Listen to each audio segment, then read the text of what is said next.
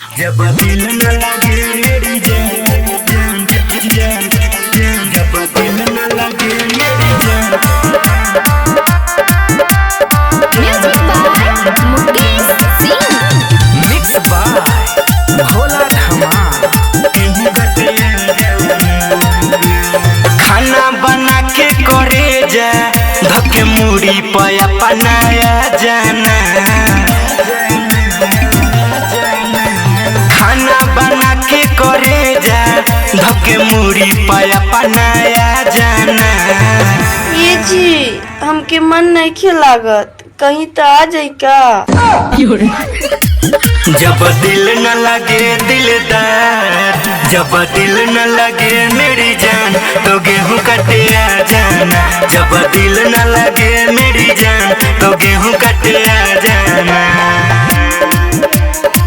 जब दिल न लगे मेरी जान जान जान, जब दिल न लगे दिलदार गेहूं कटे आ जाना। हमरो त मन नहीं लागत आवे साफा, करेला कटनी भेजा देले पापा।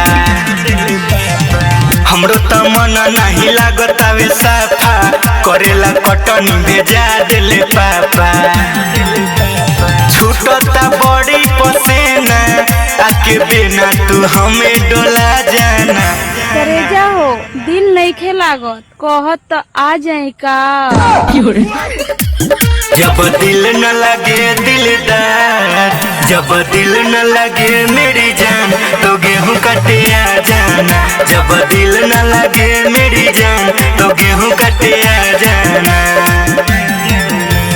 भोला धमाल से करे जा मिले चुपे चोरी तू आ जाना। ये जी हमके मन नहीं लागत, कहीं तो आ जाई का।